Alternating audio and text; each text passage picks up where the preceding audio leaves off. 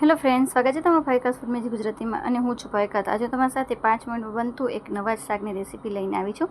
તો સૌપ્રથમ અહીંયા કડાઈમાં 2 ચમચા જેટલું તેલ લઈ લીધું છે. હવે તેલ ગરમ થાય એટલામાં 1 ચમચી આપણે રાઈ ઉમેરીશું અને રાઈ ફૂટે એટલે આપણે આદુ મરચાં અને લસણની પેસ્ટ તૈયાર જ રાખી હતી.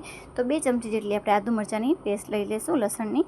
તો જો તમે લસણ ન ખાતા હો તો તમે લસણ સ્કીપ પણ કરી શકો છો. હવે એકદમ રીતે આપણી આ જે પેસ્ટ છે સતળાય પછી આપણે આગળની પ્રોસેસ કરીશું. અત્યારે ગરમીમાં બહુ જ આપણે તકલીફ પડતી હોય તો કયું શાક બનાવવું પણ તમે જો 5 જ મિનિટમાં એક નવું જ શાક બનીને તૈયાર થઈ જશે. હવે ચપટી આપણે હિંગ ઉમેરીશું. હવે હિંગથી એકદમ સરસ શાકનો સ્વાદમાં સ્મેલ પણ સરસ આવે છે અને સ્વાદમાં પણ એકદમ સરસ લાગે છે. તો હવે અહીંયા 2 નંગ જેટલી મેં ઝીણી ચોપ કરેલી ડુંગળી છે, તો ડુંગળીને એકદમ સરસ રીતે સાતળી લેશું. તમે ચાહો તો એક આની ગ્રેવી પણ બનાવીને લઈ શકો છો ડુંગળી ટામેટાની. તો મેં અહીંયા કને ઝીણી ચોપ કરી છે. હવે ડુંગળી એકદમ સરસ રીતે બ્રાઉન સતળાય પછી આપણે ટામેટા ઉમેરીશું. તો એકદમ સરસ રીતે હવે ડુંગળી સતળાઈ જાય પછી આપણે એની અંદર ટામેટા ઉમેરવાના છે. તો થોડીક હજી ડુંગળી તમે જોઈ શકો છો હજી કાચી લાગે છે. લાલ એકદમ સરસ રીતે બ્રાઉન કલર થઈ જશે એટલે આપણે ડુંગળી એકદમ સરસ રીતે ચડી જશે. તો હવે ડુંગળી એકદમ સરસ રીતે સોતે થઈ જાય પછી આમાં 2 નંગ જેટલા ટામેટા છે ઝીણા કટ કરેલા તે આમાં ઉમેરી દઈશું.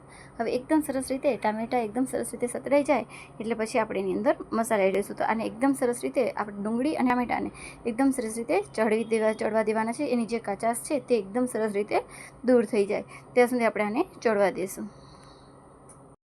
તો અહીંયા હવે ડુંગળી અને ટામેટાં ચડવા લાગ્યા છે. તો હવે આપણે આની અંદર મસાલા એડ કરવાના છે. તો તમે જોઈ શકો છો એકદમ સરસ રીતે ડુંગળી અને ટામેટાં છે તે ચડી ગયા છે અને એની કચાશ પણ દૂર થઈ ગઈ છે. તો હવે મસાલો એડ કરીશું. તો અડધી ચમચી જેટલી અહીંયા હળદર ઉમેરીશું. હવે હળદરનું પ્રમાણ થોડુંક આપણે ઓછું રાખવાનું છે અને હવે આપણે આની અંદર મરચું ઉમેરીશું. તો મરચાંનું પ્રમાણ તમે તમારી તીખાસ પ્રમાણે ઓછું વધુ કરી શકો છો. તો અહીંયા મેં 1 થી 1.5 ચમચી જેટલું લાલ મરચું લીધું છે. આ મીડિયમ મરચું છે. તમે તીખાસવાળું લેતા હો તો એ પ્રમાણે તમે માપ એડ કરી શકો છો. જો તમને જેટલી તીખાસ પ્રમાણે જોતી હોય તે પ્રમાણે તમે મરચુંમાં એડ કરી શકો છો. હવે અહીંયા 2 ચમચી મેં ધાણા જીરું પાવડર લીધું છે. આ ધાણા જીરું પાવડર છે, તમે ચાહો તો ખાલી ધાણા પાવડર પણ ઉમેરી શકો છો. હવે આપણે અહીંયા તમે કિચન કિંગ મસાલામાં ઉમેરશો તો એનાથી પણ સ્વાદ ખૂબ જ સરસ એવું લાગવાનું છે આ શાકનો.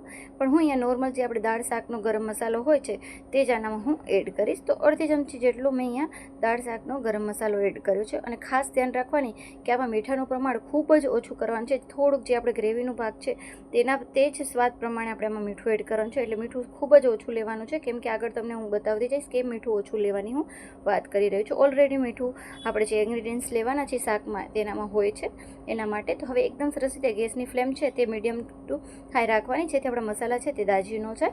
તો હવે એકદમ સરસ રીતે મસાલા ચડી જાય પછી આપણે આગળની પ્રોસેસ કરીશું. તમે જોઈ શકો છો એકદમ સાઈડમાંથી તેલ છે તે છૂટું પડવા લાગશે એટલે આપણા મસાલા ચડી જશે. તમે જોઈ શકો છો એકદમ સરસ રીતે હવે તેલ છૂટું પડવા લાગ્યું છે. તો હવે આપણે આની અંદર વલોવેલું દહીં આપણે ઉમેરવાનું છે. તો મેં અહીંયા 1 નાનો ગ્લાસ જેટલું આપણે દહીં ઉમેરીશું.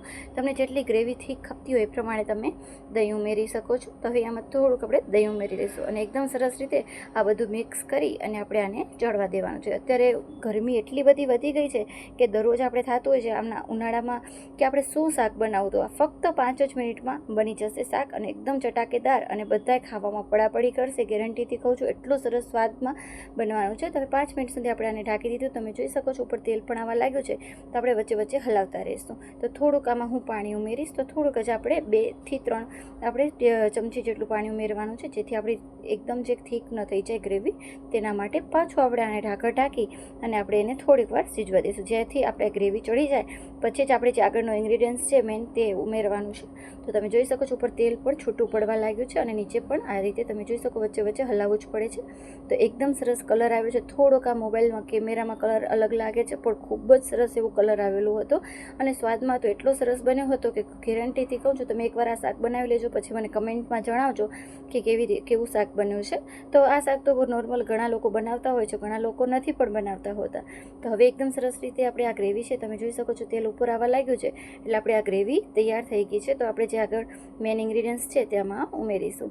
તો એકદમ સરસ રીતે ગેસની ફ્લેમ છે આપણે થોડીક સ્લો રાખીશું. હજી આપણે ફૂલ નથી કરવાની જેથી આપણી આ ગ્રેવી છે દાજી ન જાય. હવે મેન છે જે ઇન્ગ્રીડિયન્ટ સિંગ ભજીયા. તો સિંગ ભજીયા તો અમે પણ આપણે ખાલી સિંગ ભજીયા ખાતા હોય તો પણ સ્વાદમાં બહુ જ સરસ લાગતા હોય છે.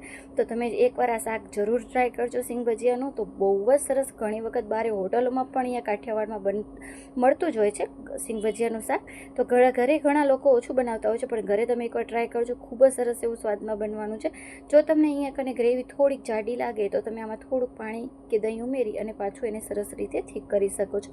થોડુંક ઘણી આપણે દહીં ઉમેરી અને જે આપણે કરવાનું છે દહીં એકદમ સરસ રીતે ચડી જાય છે ગ્રેવી, પછી જ સિંગ ભજીયા ઉમેરવાના છે. અને સિંગ ભજીયા ઉમેર્યા બાદ એને આપણે 1 જ મિનિટ સુધી આપણે ગેસ ઉપર રાખીશું. હવે આમાં એકદમ સરસ રીતે લીલા ધાણા ઉમેરી દઈશું. તમે જોઈ શકો છો એકદમ કલર એટલો સરસ આવ્યો હતો અને ખાવામાં પણ ખૂબ જ સરસ બન્યું હતું.